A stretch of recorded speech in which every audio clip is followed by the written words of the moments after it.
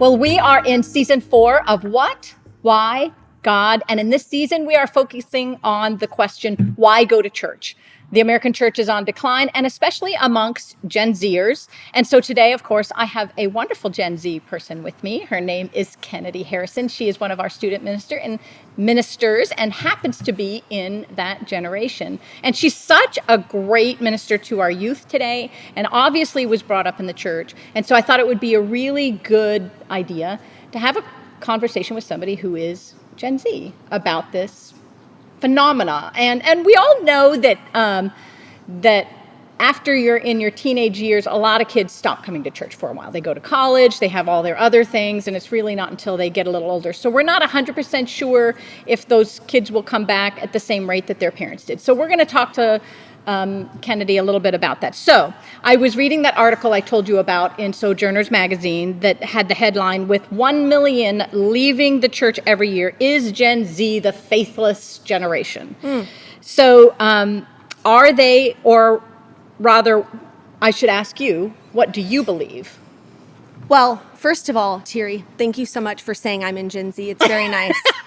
I am 1 year almost out of being Gen Z, so I barely made it. But I am the grandma of Gen Z, so it's very exciting. But I'm happy to be a part of it. It makes me feel very young.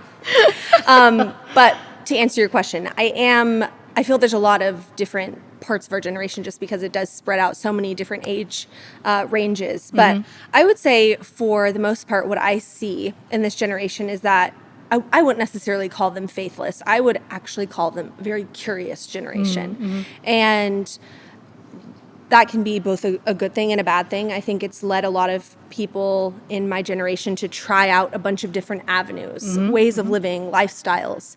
And I think we're arriving to the point where we have all gone down those different roads and tried different ways of living and realized, oh, this actually isn't very fulfilling. So I think a lot of people in my generation are returning to what I would just call traditional going to church, realizing that there is a lot of great community here, and at the core of it, what Jesus is that they're coming back to find that Jesus is a person. And so I've seen that more than anything, that they are actually a pretty faithful generation. But what is kind of a caveat to that is that they are an independent thinking generation. So they're not going to just think something because someone told them to. And so they have to figure it out for themselves. Do you think it's because they've been told a lot? You know, especially with this information age, I feel like, you know, everybody says they have a hold on the truth. Yes. And your generation tends to be, I know Christy, I call her Christy sometimes. That's my sister. Hi. My daughter, Sarah, will say sometimes, you know, I actually like going to more traditional churches sometimes. Because it just feels, it's not all about the emotion. It's about what's important. Right. So let's talk a little bit about church hurt, though, too. Okay. Do you think some of them have a little bit of church hurt, or? Yes, I would say that what I see the most is that this generation values authenticity, honesty, real and upfront. And so more than anything, what I think they want to see in churches is someone telling them how it is, exactly how it is, and being really upfront and honest. And so what we've seen in churches in the past is maybe some dishonesty or some crookedness in the church, just in the general church. And so I think that's caused a lot of hurt to spread throughout my generation, and maybe some church hurt that's happened even through parents and grandparents through coming to church. And so I think that has maybe tainted the way that they look at church, and they're realizing, oh, maybe church isn't about what happened to my parents or my grandparents, but actually it's not a place, it's actually a person. And so I think that's what we're seeing. That's really good, because I think older generations was like, well, that's just what you do. You go to church, you know? And so your generation tends to be like, okay, I think you see that there's a lot of hurt all over the place. Right? It's everywhere. You can't escape it because you can't escape sin. But what I try to encourage, especially in students, is that if you've ever been hurt by the church, you were hurt by sin, you weren't hurt by God. And if there's any there's any hurt or evil or anything that's happened in the church, it's because humans have tried to make it with our own hands, and that's when we go wrong. Yeah. But that was never God's design for what the church should be. Absolutely. So I try to encourage them to keep going back to church, because it's about Jesus at the heart of it, and not about human failure and human mistakes. Yeah, and that's actually, it's really a good way to learn how to forgive and be forgiving. Yeah. And just really, I mean, when church hurt happens, you almost feel like that's the best place to deal with it. Yeah. Yeah, Anyway. It's a place where you can return to it. Yeah.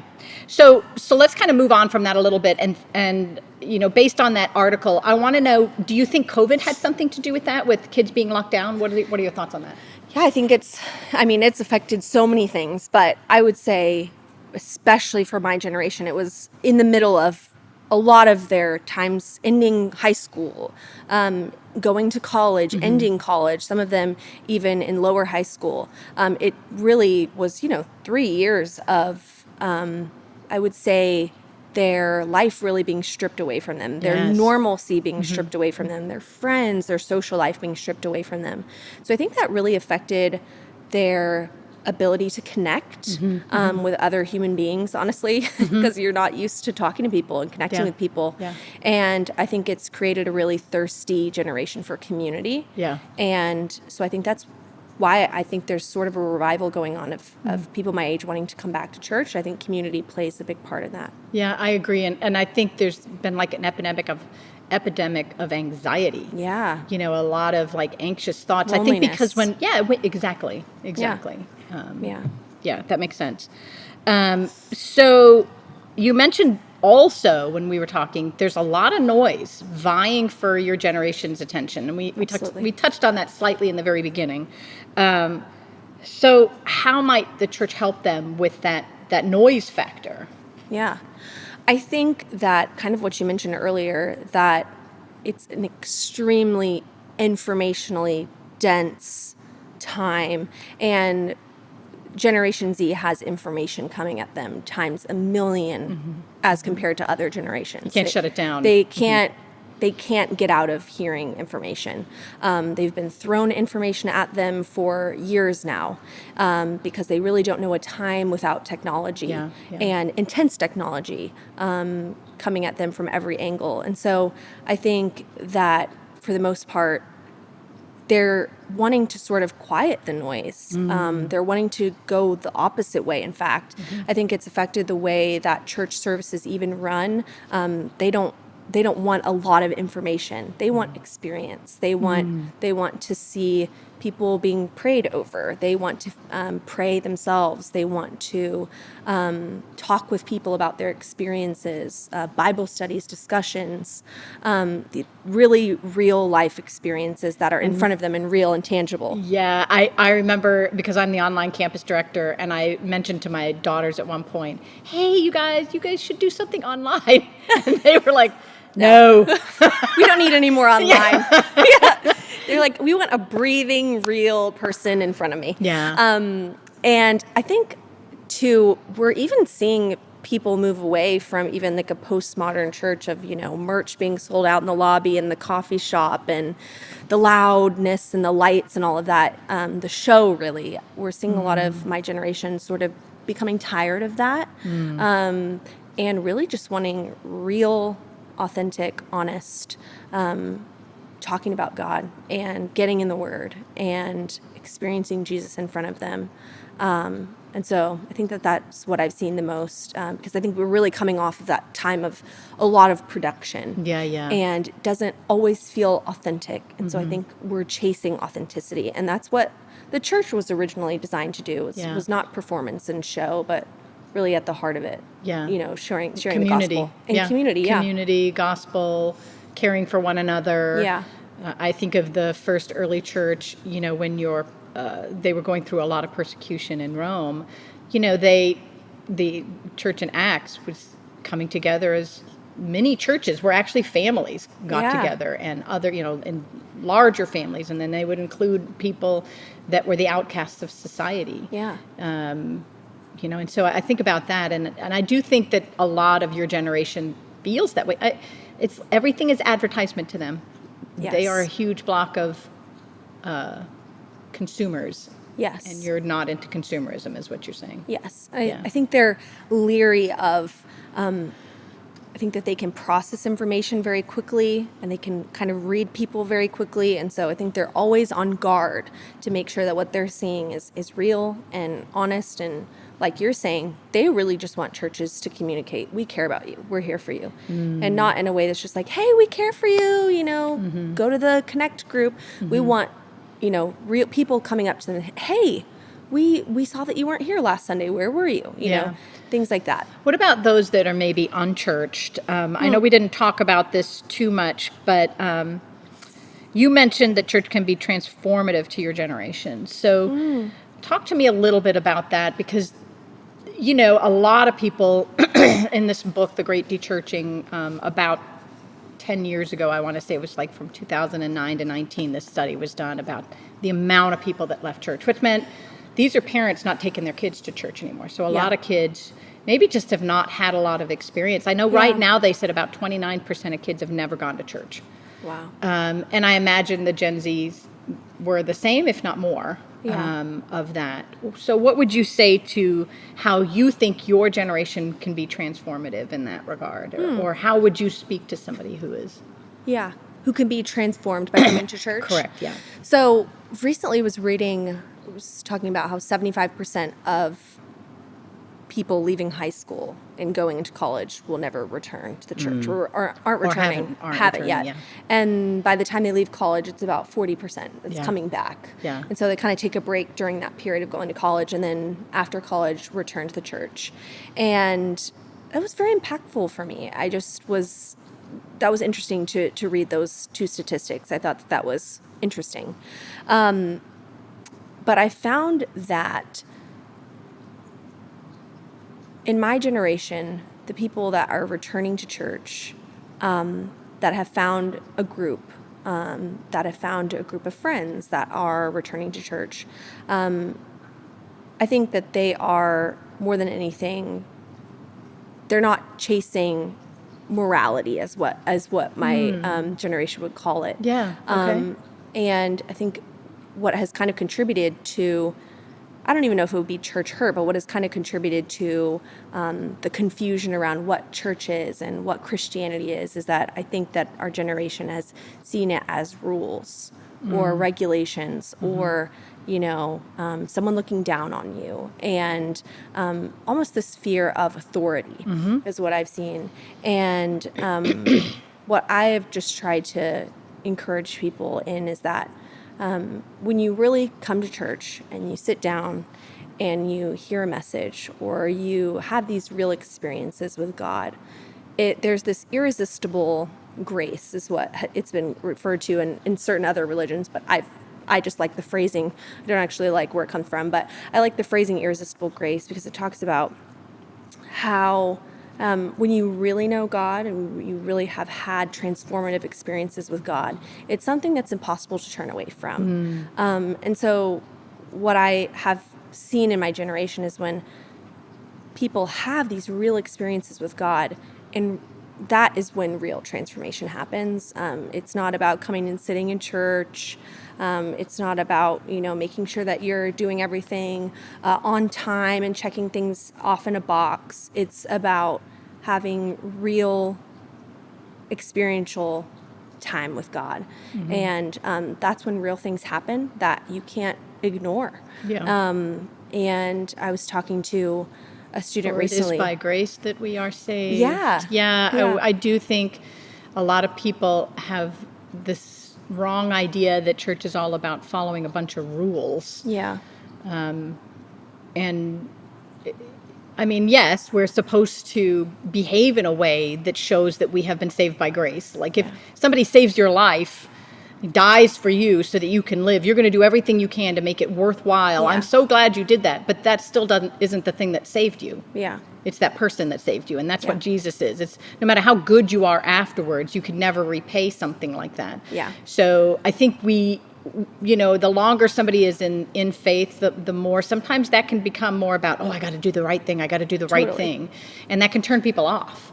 Yeah. And so, I kept thinking about it is by grace that we are saved. Yeah. And it's something you can't really explain until you've experienced it. And so sometimes from the outside looking in, it's just like, these people all look kind of weird. What are they doing? Why are they following this way of life?